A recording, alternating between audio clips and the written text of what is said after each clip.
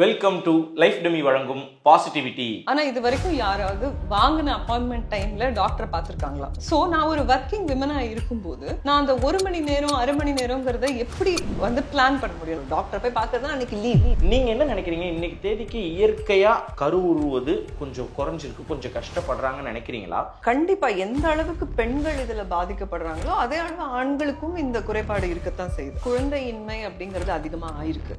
எதனால அப்படின்னா எனக்கு குறைபாடு இருக்கு. நீங்க என்ன உதாரணத்துக்கு? கல்யாணம் ஆகி 2 வருஷம் தான் ஆகுது. ஆனா குழந்தை இல்ல. 40 வயசுல வர்றதுக்கும் 22 வயசுல வர்றதுக்கும் நிறைய வித்தியாசம் இருக்கு. ஐவிஎஃப் ஃபர்டிலிட்டி சென்டர் முழுக்க ஒரு ஆபரேஷன் தியேட்டரோட போடணும் அப்படின்னு சொன்னாங்க. ஒரு 4 கோடி ரூபாய். பட் நாங்க என்ன பண்றோம்னா அந்த ஆபரேஷன் தியேட்டர் நாங்க போடல. நாங்க நீங்க சொன்ன மாதிரி ஸ்மார்ட் கிளினிக்ஸா போட்டோம். ஸோ அந்த பிரெக்னன்சி டைம்ல என்னென்னலாம் செய்யணும், எப்படிலாம் இருக்கக்கூடாது, எப்படிலாம் இருக்கணும், நீங்க எப்படிலாம் இருந்தீங்க, அந்த நேரத்தில் அவங்க திருமணம் பண்ணதுக்கு அப்புறம் இந்த முட்டை அவங்களுக்கு எப்படி உதவுது, அதை வச்சு என்ன செய்றீங்க? அதனோட கான்செப்ட் புரிஞ்சதுக்கு அப்புறமா இதனால எனக்கு இவ்வளவு ஃப்ரீடம் கிடைக்குது, நான் இன்னும் 5 வருஷம் கழிச்சு கூட கல்யாணம் பண்ணிக்கலாம், எனக்கு பிரச்சனையே கிடையாது அப்படிங்கிறப்போ நிறைய பேர் முன் வந்தாங்க, இதை பண்ண ஆரம்பிச்சாங்க. இப்போ நாங்க ஐவிஎஃப் ஈக்குவலா எக் ஃப்ரீசிங் பண்ணிட்டு இருக்கோம் நம்பர்ஸ்ல.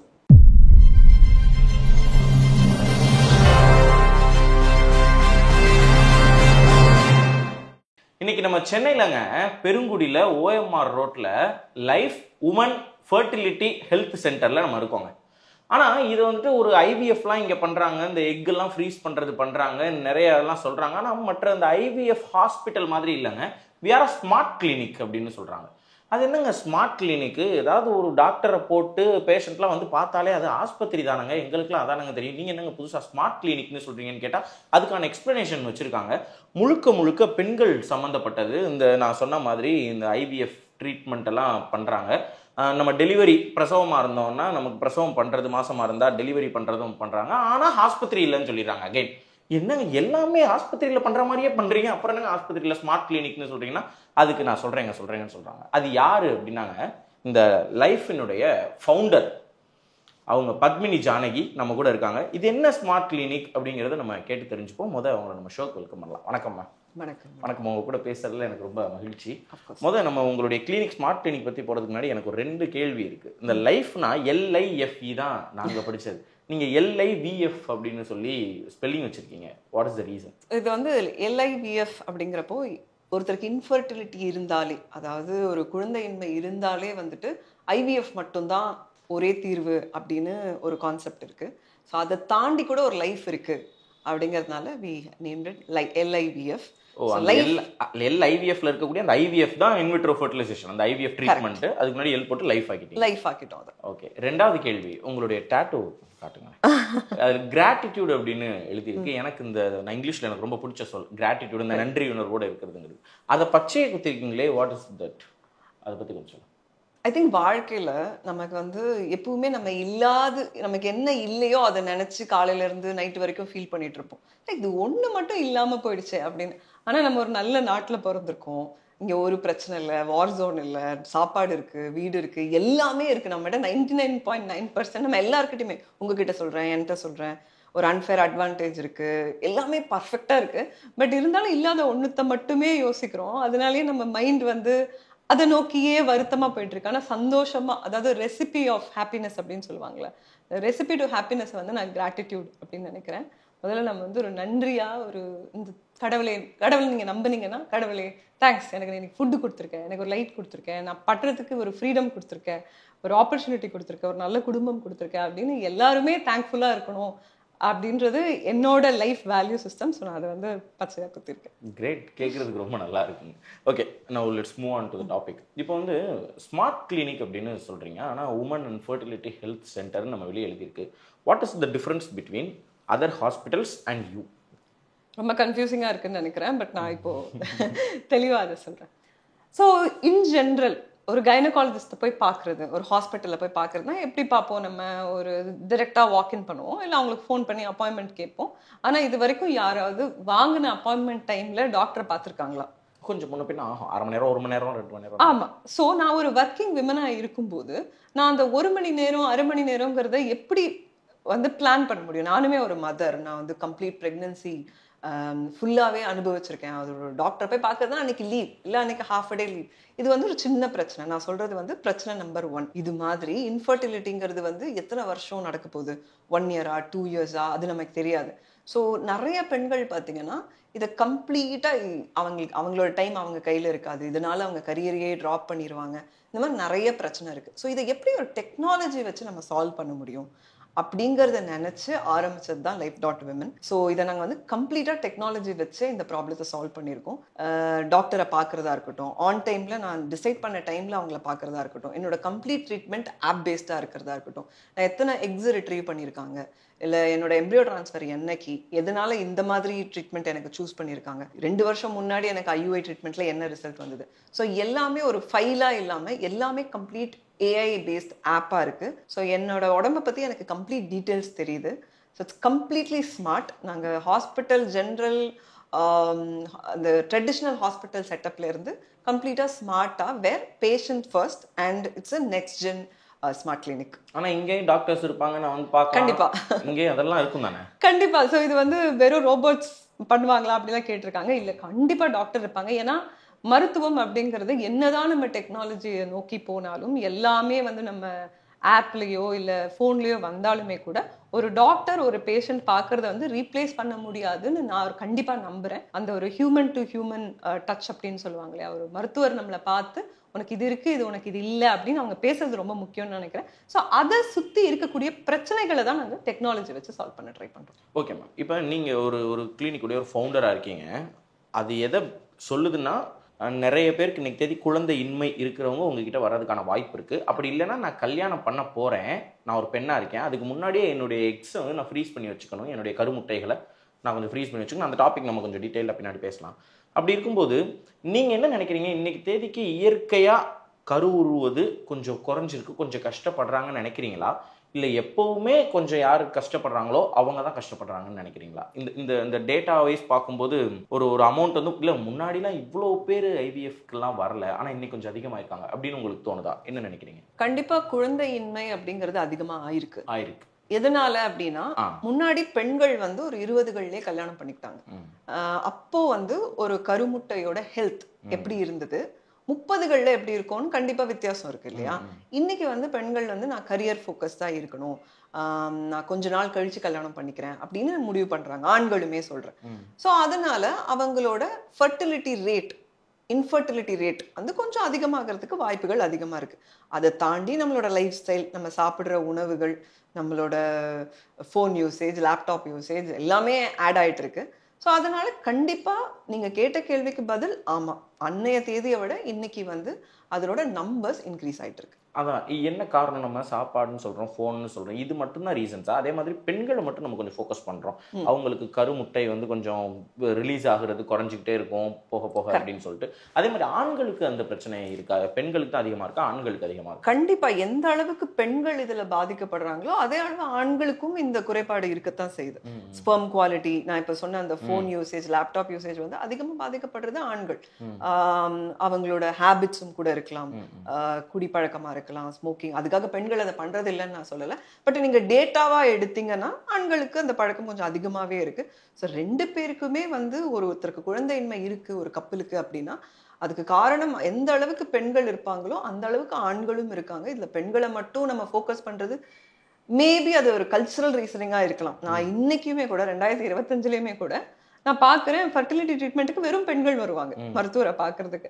அது டாக்டர் சொல்லுவாங்க, நீங்கள் தனியாக வந்தீங்கன்னா நான் எப்படி பார்ப்பேன், உங்கள் கணவரை கூட்டிட்டு வாங்க. இல்லை அவர் வரல, நான் என்னையை மட்டும் வச்சு பாருங்க. அது எப்படி உங்களை மட்டும் வச்சு பார்க்க முடியும்? ஸோ நாங்கள் ரொம்ப ஸ்ட்ரிக்ட் ரூல் வச்சுருக்கோம், நீங்கள் 2 பேரும் வந்தால் தான் எங்களால் பார்க்க முடியும், இல்லைன்னா எப்படி கண்டுபிடிக்கிறது யாருக்கு பிரச்சனை என்னன்னு சொல்லி. ஸோ இன்றைக்குமே கூட கல்ச்சரலி அப்படி இருக்கக்கூடிய குடும்பங்கள் இருக்கத்தான் செய்யறாங்க. ஸோ என்னை பொறுத்த வரைக்கும் என்னை பொறுத்த வரைக்கும் மட்டும் கிடையாது, பை டேட்டா ஆல்சோ 2 பேருக்குமே குறைபாடுகள் இருக்கத்தான் செய்யுது. ஓகே, இப்போ சரி, எனக்கு வந்து குறைபாடு இருக்கு, நீங்கள் என்ன உதாரணத்துக்கு எடுத்துக்கோங்க, எனக்கு ஒரு திருமணம் ஆயிடுச்சு, கொஞ்ச நாள் ஆயிடுச்சு, எனக்கு குழந்தை இல்லை அப்படின்ட்டு நான் வர்றேன், அந்த மாதிரி எங்களுக்கு கொஞ்சம் குழந்தை இல்லை பார்க்கணும் அப்படின்னு சொல்லிட்டு வர்றேன். எனக்கு நீங்கள் வந்து என்ன அட்வைஸ் பண்ணுவீங்க? What is the advice you give? நீங்கள் வந்து இன்னும் கொஞ்ச நாள் வெயிட் பண்ணுங்க அப்படின்னு சொல்லுவீங்களா, இல்லாட்டி let's go in to the ஐவிஎஃப்னு சொல்லுவீங்களா, இல்லை பொதுவாகவே ஒரு கல்யாணம் ஆகி இத்தனை வருஷம் குழந்தைக்காக நம்ம வெயிட் பண்ணலாம், இயற்கையாகவே நடக்கிறதுக்கு வாய்ப்பு இருக்குது அப்படின்னா அந்த டியூரேஷன் என்ன, அதுக்கப்புறம் நம்ம ஐவிஎஃப்குள்ளே போகிறோம்னா அந்த ப்ராசஸ் என்ன? ஸோ குழந்தையின்மை அப்படிங்கிறத வந்து டாக்டர்ஸ் எது மூலியமாக டிஃபைன் பண்ணுறாங்க அப்படின்னா 1 to 2 வருஷம் நீங்கள் நேச்சுரலாக ட்ரை பண்ணியும் கூட உங்களால் வந்து நேச்சுரலாக ப்ரெக்னென்ட் ஆக முடியல அப்படிங்கிறத வந்து இன்ஃபர்டிலிட்டின்னு சொல்கிறாங்க. சரிங்களா?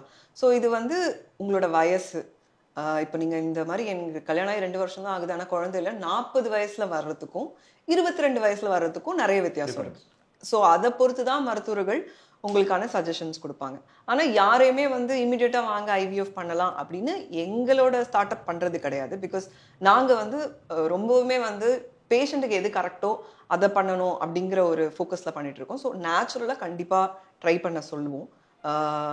அந்த அவங்களோட வயசும் அவங்களோட எக் குவாலிட்டி ஸ்பெர்ம் குவாலிட்டியை பொறுத்து மருத்துவர்கள் அவங்க சஜஸ்ட் பண்ணுவாங்க. அதுக்கப்புறமும் அது நடக்கலை அப்படிங்கிற பட்சத்தில் ஐயுஐ போவாங்க. ஐயுஐயும் 2-3 வாட்டி ட்ரை பண்ணி அதுலேயுமே நடக்கலை அப்படிங்கிற பட்சத்தில் தான் ஐவிஎஃப்ஓ இல்லை அதர் ட்ரீட்மெண்ட்ஸோ மூவ் ஆன் ஆகுறாங்க. ஸோ இப்போ நீங்கள் குழந்தையில முடிவான உடனே அடுத்த நாள் ஐவிஎஃப் பண்ணி 9 மாசத்துல குழந்தை பிறக்குமா அப்படிங்கிறது வந்து ஒரு பெரிய ஒரு மித். அது நேரம் எடுக்கும். கண்டிப்பாக 1-2 வருஷம் ஆகும் அவங்களுக்கு ஒரு நேச்சுரலாக இல்லை ஒரு ஐவிஎஃப் மூலயமா இல்லை ஒரு ஐயுஐ மூலயமா ஒரு குழந்தை பிறக்கிறதுக்கு. ஓகே, இப்போ இந்த ஐயுஐங்கிறது என்னது? ஏன்னா ஃபர்ஸ்ட் எடுத்தோன்னு நீங்கள் ஐயுஐ சொன்னீங்க, அது ஒரு 2-3 தடவை செஞ்சு பார்த்தோம் குழந்தை இல்லாட்டி அப்புறம் தான் ஐவிஎஃப்க்கு போகணும். ஐயுஐனா என்ன? ஸோ ஐவிஎஃப்ங்கிறது நமக்கு புரிஞ்ச மாதிரி தெரிஞ்சுக்கிறது அப்படின்னா ஒரு டெஸ்ட் டியூப் பேபின்னு அந்த காலத்தில் சொல்லுவாங்க இல்லையா, பெண்ணோட கருமுட்டைகளையும் ஆணோட ஸ்பெர்மையும் எடுத்து அதை எம்ப்ரியோவா மாற்றி அது கம்ப்ளீட்டா லேப்ல நடக்குது. முடிச்சுட்டு அதுக்கப்புறம் அதை பெண்ணுடைய ஆமா அப்படி போறது. பட் ஐயுஐ பொறுத்த வரைக்கும் இது ஒரு இன்னுமே மச் மோர் சிம்பிள். இதை வந்து டிரெக்டா விமனோட யூட்ரஸ்ல வந்து அவங்க இன்ஜெக்ட் பண்றாங்க.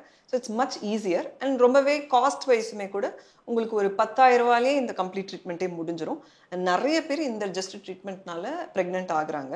ஸோ இதை வந்து நாங்கள் கொஞ்சம் ஸ்பெசிஃபிக்காக டிஃப்ரெண்ட்டாக பண்ணுறோம் வித் ஏஐ டெக்னாலஜி. ஏன்னா ஒரு பெஸ்ட் ஆஃப் எக்கை சூஸ் பண்ணி ஒரு பெஸ்ட் ஆஃப் கணவன் மனைவியினுடைய எக், ஆமாம் அது அவங்களோட குழந்தைகள். ஆமாம் ஆமாம் இது ஐவிஎஃப்மே கூட அவங்களோட தான். அது இவங்களோட எக் இதுக்கு மேலே யூஸே பண்ண முடியாதுங்கிற பட்சத்தில் டாக்டர்ஸ் வந்து டோனர்ஸ் எக்லாம் சஜஸ்ட் பண்ணுவாங்க. அதெல்லாம் ஒரு எக்ஸ்ட்ரீம் ஸ்டெப்ஸ். மோஸ்ட்லி இதுலேயே வந்து நிறைய பேர் ப்ரெக்னென்ட் ஆயிடுவாங்க. அப்பனா ஒரு பெண்ணுடைய கருமுட்டை எடுத்து ஒரு ஆணுடைய விந்தணுவை எடுத்து நம்ம எம்ப்ரியோவா மாற்றி அதை திருப்பி பெண்ணுடைய கர்ப்பப்பைக்குள்ளேயே செலுத்தி மாசமாக வைக்கிறதுங்கிறது ஐவிஎஃப். கரெக்ட். இந்த மாதிரி சொல்லி நான் யாரும் கேட்டதில்லை, பட் இதுதான் வந்து ஐவிஎஃப். தேங்க்யூ. இப்போ அதே மாதிரி ஒரு பெண் வந்து இருக்காங்க, இந்த ஆணுடைய விந்தணுவை மட்டும் எடுத்து அவங்களுடைய கருப்பைக்குள்ள அந்த விந்தணுவை செலுத்தி அவங்கள கரு உருவ வைக்கிறது ஐயுஐ. அது ஒரு 2-3 தடவை செய்வீங்களா? முதல் வாட்டி செய்யும் போதே கர்ப்பம் தரிக்கிறவங்களும் இருக்காங்க, நிறைய பேர் இருக்காங்க. அது இல்ல ஃபர்ஸ்ட் டைம் ஆகல, 2வது வாட்டி ட்ரை பண்ணலாம். 2வது வாட்டி ஏன்னா இப்போ ஒரு 25 வயசுல ஒருத்தங்க வராங்கன்னா அவங்களுக்கு ஐவிஎஃப் சஜஸ்ட் பண்றது ஒரு எத்திக்கலா கரெக்டான விஷயம் கிடையாது. ஸோ அவங்கள எந்த அளவுக்கு நேச்சுரலா பிரெக்னென்ட் ஆக ட்ரை பண்ண முடியும், இல்லை ஹெல்ப் பண்ண முடியும், இல்லை ஐயுஐ மூலியமா பண்ண முடியும் தான் டாக்டர்ஸ் வந்து எப்பவுமே யோசிப்பாங்க. அதுவும் பண்ண முடியாதுங்கிற பட்சத்தில் இவங்களுக்கு வந்து ஒரு ஏதோ சொல்ல முடியாத ஒரு இன்ஃபர்டிலிட்டி இஷ்யூ இருக்குங்கிற பட்சத்தில் தான் நீங்கள் வந்து ஐவிஎஃப்குள்ளே போகிற மாதிரி ஆகும். சரி மேம், இப்போ இந்த ஐவிஎஃப் ட்ரீட்மெண்ட்லாம் பண்ணணும்னா அது ஒரு விதமான ட்ராமா மாதிரி ஏதாவது மென்டலி கொஞ்சம் இது இருக்கும்ல? ஏன்னா எல்லாரும் நமக்கு பார்ப்போம், நம்ம சொந்தக்காரங்களை பார்ப்போம், ஃப்ரெண்ட்ஸை பார்ப்போம், கூட படித்தவங்களை பார்ப்போம். எல்லாரும் கல்யாணம் ஆகி 1 வருஷத்துலையோ 1.5 வருஷத்துலையோ இயற்கையாக கருவுற்றுதெல்லாம் பண்ணுவாங்க. ஆனால் நான் மட்டும் ஒரு ட்ரீட்மெண்ட்டுக்குள்ளே போகிற மாதிரி இருக்கும், என்னுடைய இதை எடுக்கிறாங்க, ஏதோ அது ஒரு மென்டல் ட்ராமா மாதிரி இருக்கும். கண்டிப்பாக. அதை எப்படி நீங்கள் ஒரு கப்பலுக்கு ஹேண்டில் பண்ணுறீங்க? நம்ம இந்த ஃபர்டிலிட்டி சென்டர் ஆரம்பிக்கணும்னு நினச்சதுக்கான முக்கியமான காரணமே இவங்களை எப்படி சைக்காலஜிக்கலி நம்ம ஹெல்ப் பண்ண முடியும், எப்படி அவங்களோட மென்டல் ஹெல்த்தை ஹெல்ப் பண்ண முடியும். ஏன்னா நானுமே ஒரு பெண்ணா இந்த ஹோல் திங் நான் வந்து கோத்ரூ பண்ணியிருக்கேன். ப்ரெக்னென்சி மூலியமாவோ இல்லை ஒரு நியூ மதராகவோ நான் பண்ணியிருக்கேன். ஏன்னா யாருமே உங்களை வந்து ஹியூமனாகவே பார்க்க மாட்டாங்க. நீங்கள் அந்த டாக்டரும் பார்க்க மாட்டாங்க, உங்கள் ஃபேமிலியில் இருக்கவங்களும் பெருசாக பார்க்க மாட்டாங்க. ஓகே ப்ரெக்னென்ட் ஆகிட்டியா, ஓகே 9வது மாதம் குழந்தை பிறந்துச்சா, ஓகே அந்த குழந்தைக்கு காது குத்து பண்ணுறோம், பிறந்தநாள் கொண்டாடுறோம், எல்லாமே வந்து ரொம்ப டிரான்சாக்ஷனாக நடக்குமே தவிர அந்த பெண் வந்து எப்படி ஃபீல் பண்ணுறா இந்த ஹோல் ப்ரொசீஜரில் அப்படின்னு ஆஸ் அ சொசைட்டி நம்ம பார்க்க மறந்துட்டோமோ அப்படிங்கிற ஒரு எண்ணமே வந்துட்டு எங்களுக்கு இந்த மாதிரி ஒரு ஸ்டார்ட் அப் ஆரம்பிக்கிறதுக்கான ஒரு முக்கியமான ரீசன். ஸோ நாங்கள் வந்து ரொம்ப ஃபோக்கஸ் பண்ணுறது கவுன்சிலிங்கில். நிறைய பெண்கள் கிட்ட முதல்ல நீங்கள் மென்டலி இதுக்கு ப்ரிப்பேர்டா, ஏன்னா என்ன நடக்கும்னு உங்களுக்கு தெரிஞ்சிருச்சு அப்படின்னா இது எனக்கு வேணுமா வேணாமா நீங்க சூஸ் பண்ணிக்கலாம். நீங்க சூஸ் பண்ணிட்டீங்கன்னா உங்களுக்கு அந்த மென்டல் ட்ராமா ரொம்ப கம்மியா இருக்கும், இல்ல இல்லாம கூட இருக்கலாம். இதுதான் நடக்க போகுது. இந்த 15 நாள் உங்களுக்கு இந்த ஊசி போட போறாங்க, இந்த ஹார்மோனல் இன்ஜெக்ஷன் இருக்க போகுது, இப்படிதான் இந்த ஹோல் ப்ரொசீஜர் நடக்க போகுது. நீங்க அதுக்கு தயாரா, ஃபினான்ஷியலி தயாரா, மென்டலி தயாரா?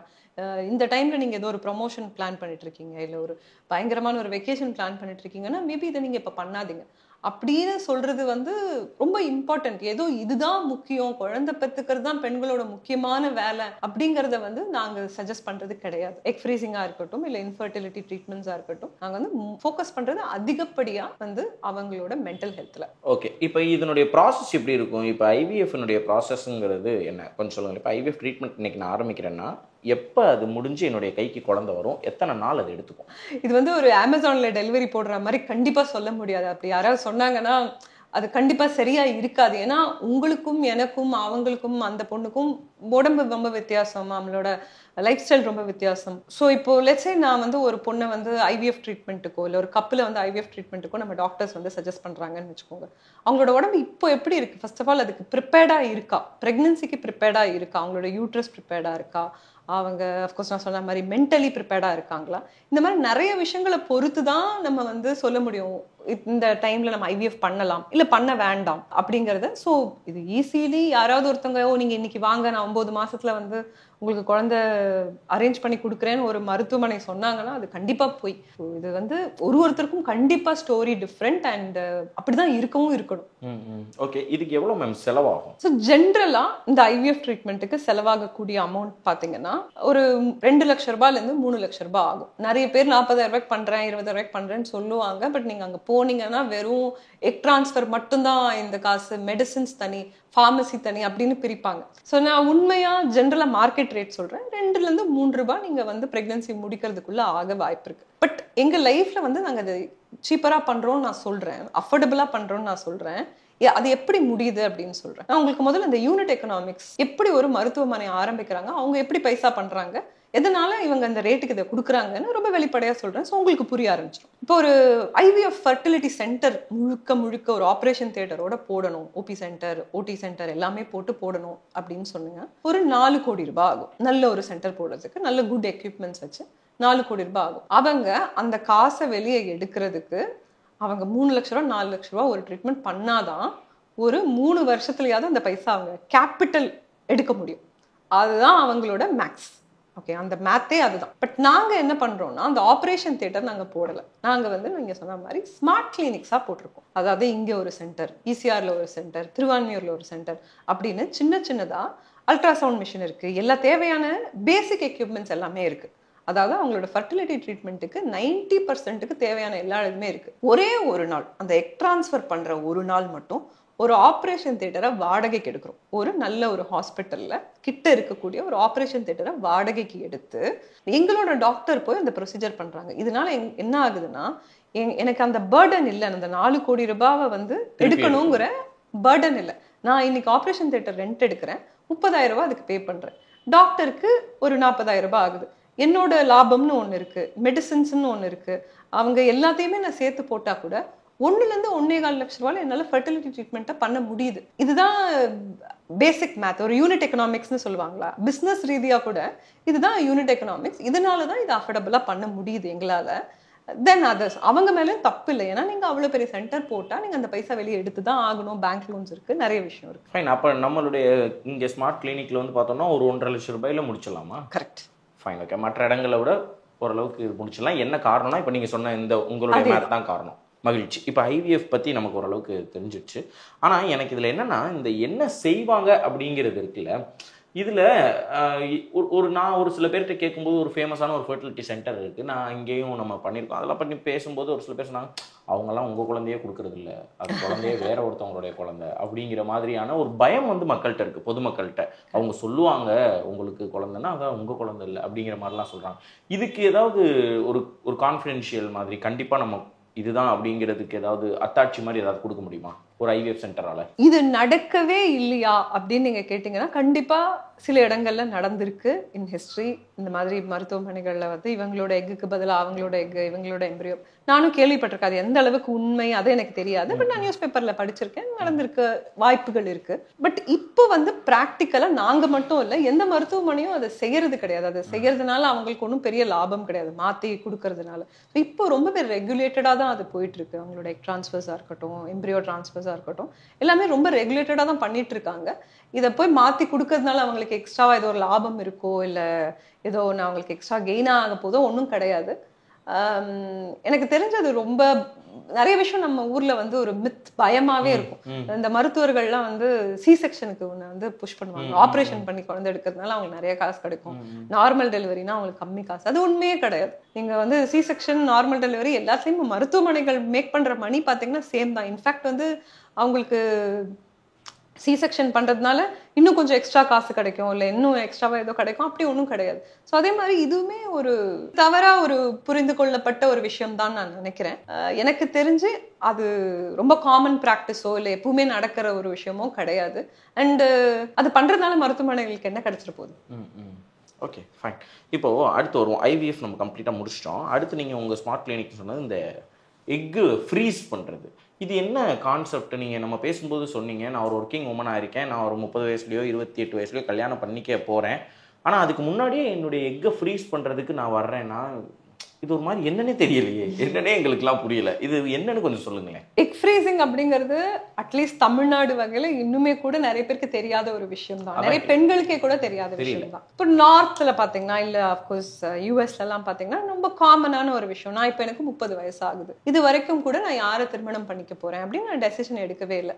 ஆனா இது வந்து என்னோட ஒரு டெசிஷன். நான் ஒரு 35 வயசுல கல்யாணம் பண்ணிக்கலாம்னு டிசைட் பண்ணிருக்கேன்னு வச்சுக்கோங்க, அது என்னோட டெசிஷன். ஆனா அது வரைக்கும் என்னோட கருமுட்டைகள் வெயிட் பண்ணிட்டு இருக்காது.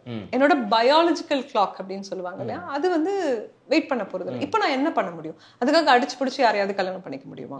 முடியாது. சோ இந்த தருணத்துல நான் என்ன பண்ணலாம்னா என்னோட கருமுட்டைகளை வந்து ஃப்ரீஸ் பண்ணி வைக்க முடியும். ஃப்ரீஸ் பண்ணி வச்சுட்டு இன்னும் ஒரு 5-6 வருஷம் கழிச்சு கூட என்னோட ஏஎம்ஹெச் வந்து இன்னும் நல்லா டவுன் ஆனா கூட பரவாயில்ல, பட் இந்த முட்டைகளை வச்சு என்னால பிரெக்னென்ட் ஆக முடியும். ஸோ இது வந்து எனக்கு ஒரு கம்ப்ளீட் ஃப்ரீடம் கொடுக்குது. நான் எந்த வயசுல வேணா கல்யாணம் பண்ணிக்கலாம், எனக்கு ஒன்றும் பிரச்சனை இல்லை. நான் அப்பையும் ஒரு தாயா ஆக முடியும் அப்படிங்கிற ஒரு ஃப்ரீடம் கொடுக்குது. இதை முன்னாடி ரொம்ப ஆக்டர்ஸ் தான் பண்ணிட்டு இருந்தாங்க, ஒரு செலிபிரிட்டிஸ் தான் பண்ணிட்டு இருந்தாங்க. ஏன்னா இதனோட விலையும் கூட ரொம்ப அதிகமா இருந்தது. ஏன்னா வருடம் நீங்க அதுக்கு ஒரு சப்ஸ்கிரிப்ஷன் பே பண்ணணும். 30,000-40,000 ரூபாய் பண்ணும்போது ஒரு 2-3 லட்சம் ரூபாய் பே பண்ற மாதிரி இருந்துச்சு. இதை அகெயின் நான் உங்களுக்கு ஐவிஎஃப்ல சொன்ன அதே மெத்தட் மூலியமா நம்ம ஆப்ரேஷன் தியேட்டர்ஸை ஹையர் பண்ணி நம்ம இதை பண்றதுனால எங்களோட நிறுவனத்தால இதை வந்து 1 லட்சம் ரூபாய்க்கு பண்ண முடியுது. அப்புறம் வருஷம் ஒரு 30,000 ரூபாய் அதனோட சப்ஸ்கிரிப்ஷன் பே பண்ற மாதிரி நாங்க பண்ணியிருக்கோம். நிறைய பெண்களுக்கு இங்க பண்ணியிருக்கோம். அண்ட் விமன் வந்து இப்போ இன்னுமே ஃப்ரீடமோட ஃபீல் பண்றாங்க. இந்த ஒரு கான்செப்ட் பண்ணும்போது முதல்ல அவங்க வந்துட்டு இப்ப எதுக்கு நான் இதை பண்ணணும், ஏன்னா இதுவுமே பெயின் எல்லாம் இருக்கு. நாங்க குழந்தை பிறக்குமா வேணாமா, எனக்கு கல்யாணம் ஆக போதானே தெரியல, இதை நான் போய் இப்போ ஏன்னா நீங்க ஐவிஎஃப் இருந்ததுன்னா கதை வேற. எனக்கு இப்போ குழந்தை வேணும், அதனால நான் ட்ரீட்மெண்ட் போறேன், எனக்கு வலிக்குது பரவாயில்ல. பட் நான் எக் ஃப்ரீசிங் எனக்கு நாளைக்கு என்ன நடக்க போகுதுன்னே தெரியல, நான் எதுக்கு இதை போய் பண்ணிக்கணும் அப்படின்னு ஒரு மைண்ட் செட் இருக்கு இல்லையா. அது கண்டிப்பா நிறைய பேருக்கு இருந்தது. இனிஷியலி நாங்க அதை ஆரம்பிச்சப்போ நிறைய பேருக்கு அந்த ஒரு தாட் ப்ராசஸ் இருந்துச்சு. ஆனா அதனோட கான்செப்ட் புரிஞ்சதுக்கு அப்புறமா ஓ இதனால எனக்கு இவ்வளோ ஃப்ரீடம் கிடைக்குது, நான் இன்னும் 5 வருஷம் கழிச்சு கூட கல்யாணம் பண்ணிக்கலாம், எனக்கு பிரச்சனையே கிடையாது அப்படிங்கிறப்போ நிறைய பேர் முன் வந்தாங்க, இதை பண்ண ஆரம்பிச்சாங்க. இப்போ நாங்க வந்து ஐவிஎஃப்க்கு ஈக்குவலா எக் ஃப்ரீசிங் பண்ணிட்டு இருக்கோம் நம்பர்ஸ்ல. ஓகே, இப்போ எக்குங்கிறது அவங்களுடைய கரு முட்டையை எடுத்து நீங்கள் பாதுகாக்கிறீங்க, ஃப்ரீஸ் பண்ணி வைக்கிறீங்க. ஒரு 30 வயசில் அவங்க வந்து கொடுக்குறாங்க, 35 வயசில் திருமணம் பண்ணிக்கிறாங்க, இல்லை 25 வயசில் வந்து கொடுக்குறாங்க, 30 வயசில் திருமணம் பண்ணிக்கிறாங்க. அது என்ன கால்குலேஷன் எப்படியே இருக்கட்டு. அந்த நேரத்தில் அவங்க திருமணம் பண்ணதுக்கப்புறம் இந்த முட்டை அவங்களுக்கு எப்படி உதவுது, அதை வச்சு என்ன செய்கிறீங்க? ஸோ அந்த முட்டைகள் வச்சு நம்ம வந்து திருப்பி ஐவிஎஃப் தான் அவங்களுக்கு பண்ணணும். ஐவிஎஃப் மூலியமாக தான் அவங்க வந்து ப்ரெக்னென்ட் ஆக முடியும். அதாவது அப்போ அவங்களுக்கு நேச்சுரலாக எக்கோட குவாலிட்டி, அந்த கருமுட்டையோட குவாலிட்டி நல்லா இருக்கு, அவங்க நேச்சுரலாக ப்ரெக்னென்ட் ஆகிக்க முடியும்னா தாராளமாக ஆயிப்பாங்க. இதை அவங்க யூஸ் பண்ணணும்னு அவசியம் இல்லை.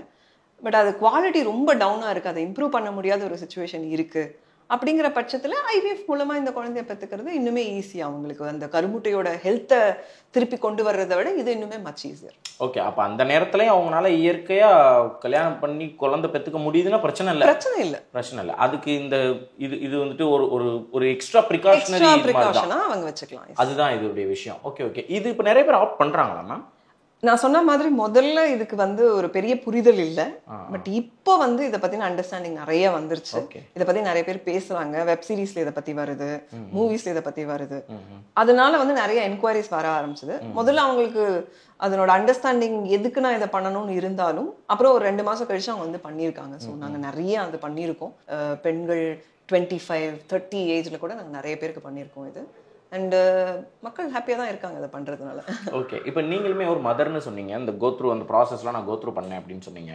ஸோ அந்த ப்ரெக்னன்சி டைமில் என்னென்னலாம் செய்யணும், எப்படி எப்படிலாம் இருக்கக்கூடாது, எப்படி எப்படிலாம் இருக்கணும், நீங்கள் எப்படி எப்படிலாம் இருந்தீங்க அப்படிங்கிறத கொஞ்சம் சொன்னீங்கன்னா அது யார் யாரெல்லாம் அது கோத்ரூ பண்ணுறாங்களோ அவங்களுக்கு கொஞ்சம் நாலேஜ் ட்ரான்ஸ்ஃபர் மாதிரி கேடி மாதிரி கொஞ்சம் யூஸ்ஃபுல்லாக இருக்கும். நான் கண்டிப்பாக நான் ஃபஸ்ட்டு நீங்கள் ப்ரெக்னெண்ட்டாக இருக்கும்போது பண்ணக்கூடாதது இந்த மாதிரி வந்து யூடியூப் சேனல்லையோ இல்லை டிவிலையோ யாராவது ஒரு சொல்கிற டிப்ஸ் அவங்க டாக்டராகவே இருந்தாலும் கூட ஃபாலோ பண்ணக்கூடாது. ஏன்னா நம்மளோட உடம்பு வந்து கண்டிப்பாக ரொம்ப வித்தியாசமானது. நீங்கள் 22 வயசில் ப்ரெக்னென்ட் ஆகுறதுக்கும் நானே வந்து 23 வயசில் ப்ரெக்னெண்ட்டாக இருந்தேன்.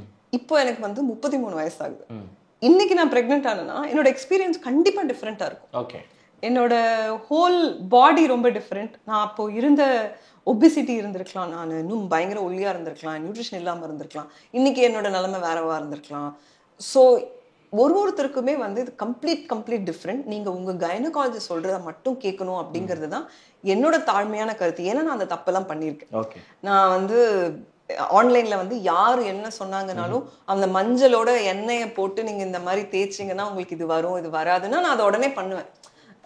என்னோட 10 வருஷத்துக்கு முன்னாடி 10 வருஷம் முன்னாடி பண்ணிருக்கேன். அதெல்லாம் ரொம்ப சூப்பரா இருக்கும். முதல்ல அதெல்லாம் கேட்கும்போது யூடியூப்ல ஒரு புதுமையா. நான் ரொம்ப சின்ன பொண்ணு, அதை புரிஞ்சுக்கிற அளவுக்கு எனக்கு மெச்சூரிட்டி இல்லை.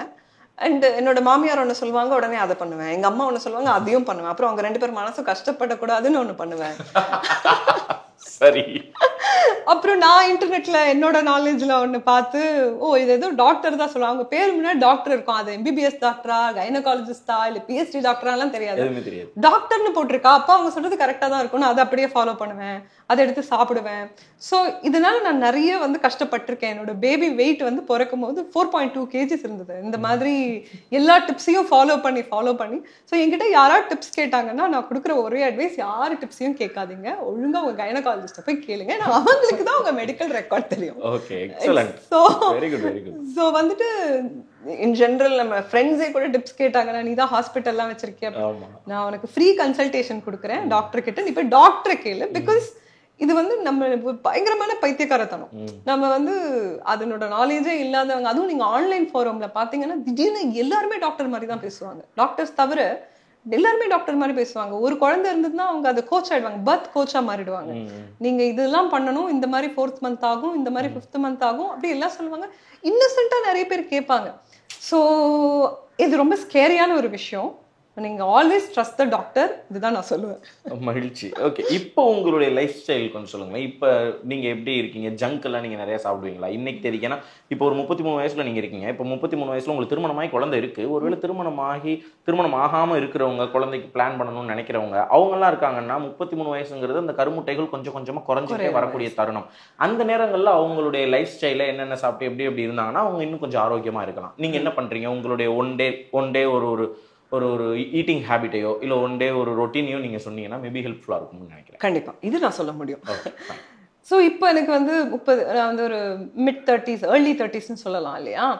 இந்த டைம்ல குழந்தைக்காகவோ இல்லை வந்து குழந்தை நான் பிளான் பண்றேன் அப்படிங்கிறதெல்லாம் தாண்டி, மற்றவங்களுக்குமே கூட நான் சொல்றேன், தாண்டி உங்களை நீங்க பாத்துக்கிறது ரொம்ப இம்பார்ட்டன்ட்.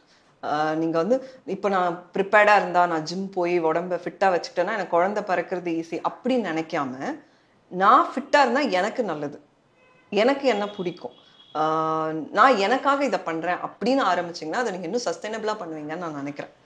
முதல்ல பெண்கள் பண்ண வேண்டிய ஒரு விஷயம், சாப்பிட வந்து ஹெல்த்தியாக சாப்பிட்றது. நம்ம வீட்டில் பண்ணுறதே சாப்பிட்டாலும் கூட அதை ஹெல்த்தியாக கரெக்டாக, அதில் ப்ரோட்டீன் இருக்கா, அதில் வந்து கரெக்டான நியூட்ரிஷன் இருக்கா. நம்ம நார்மல் ஃபுட்டே போதும். நீங்கள் வந்து வீகன் ஃபுட்டாக மாறணும், இல்லை வந்து ரொம்ப எக்ஸ்பென்சிவான ஃபுட் தான் வாங்கி சாப்பிடணும், அந்த குவானா ரைஸ் அந்த மாதிரி தான் வாங்கி சாப்பிடணும் அப்படி கிடையாது.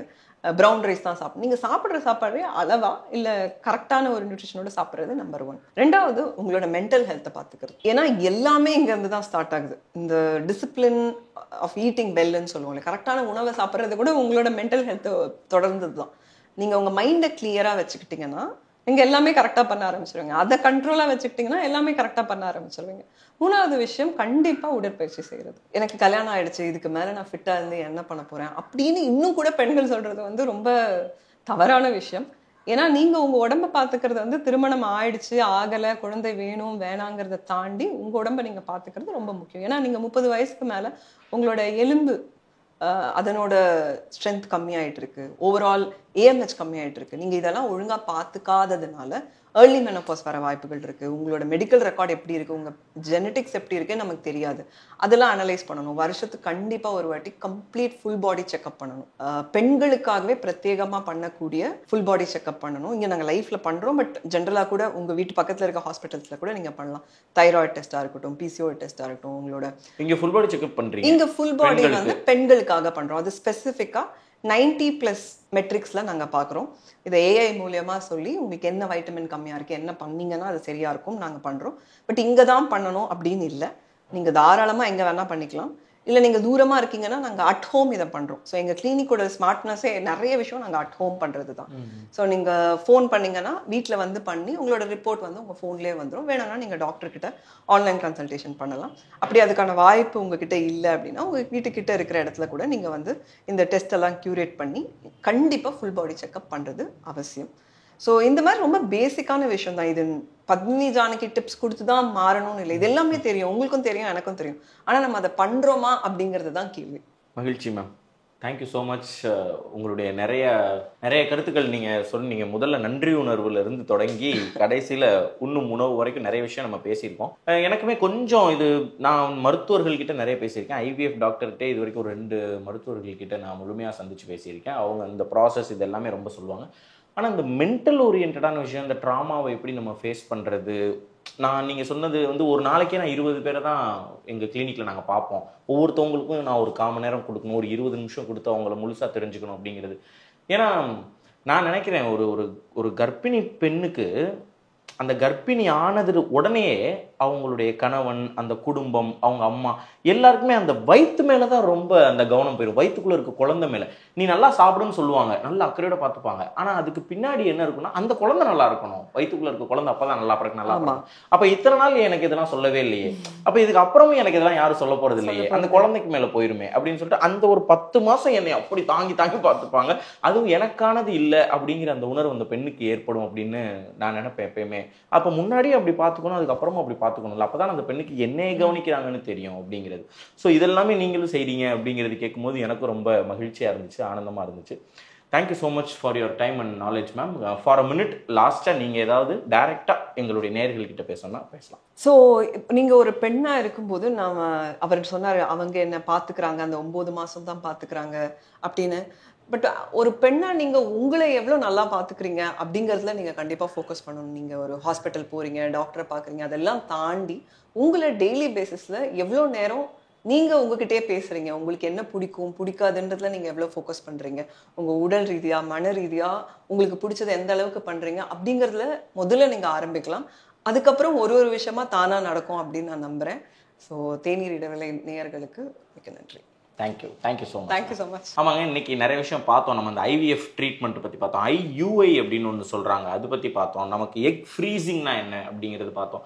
இது எல்லாமே ஒரு ட்ரீட்மெண்ட், ஒரு குழந்தைக்கு ட்ரீட்மெண்ட் அப்படின்னு. ஏன்னா ரொம்ப இயல்பாக ஒரு ஆணும் ஒரு பெண்ணும் இணைஞ்சு இன்னொரு உயிரை உருவாக்குறதுங்கிறது தான் ஒரு ஒரு இயற்கையினுடைய அடிப்படை காமன். அதுதான் எல்லாமே, இதுதான் பேஸ், அதுலேருந்து தான் ஒரு உலகமே தொடங்குது அப்படிங்கிறது தான் கான்செப்ட். ஆனால் அதில் நமக்கு ஒரு சிக்கல் வரும்போது கொஞ்சம் கஷ்டம்தான், அதெல்லாம் போகிறது கோத்ரூ பண்ணுறது கஷ்டம்தான். அந்த மன கஷ்டத்தையும் போக்கி அதே மாதிரி ஒரு குழந்தையும் உங்களுக்கு எங்களால் நல்ல ஒரு ஆரோக்கியமாக உங்களுடைய குழந்தையும் எங்களுக்கு ஒரு நல்ல ட்ரீட்மெண்ட்டோடு கொடுக்க முடியும் அப்படின்னு இன்னைக்கு பேசினாங்க. அது தாண்டி பெண்களினுடைய மனநலம் பற்றியும் உடல் நலம் பற்றியும் நிறைய விஷயம் பேசினாங்க மேம் இன்னைக்கு. கண்டிப்பாக இந்த பதிவு உங்களுக்கு பயனுள்ளதாக இருந்திருக்கும்னு மிக உறுதியாக நம்புகிறேன். இந்த டிஸ்கிரிப்ஷனில் அதுக்கான டீட்டெயில்ஸ் எல்லாம் இருக்கும், யாருக்கெல்லாம் தேவையோ அவங்கெல்லாம் நீங்கள் மேமை கான்டாக்ட் பண்ணி நீங்களும் பேசிக்கலாம். இதே மாதிரி இன்னொரு நல்ல பாசிட்டிவிட்டி லைஃப் டெமி வழங்கும் பாசிட்டிவிட்டி நிகழ்ச்சியோட உங்களை அடுத்த முறை சந்திக்கிறேன். நன்றி. கண்கள் நீயே, காற்றும் நீயே.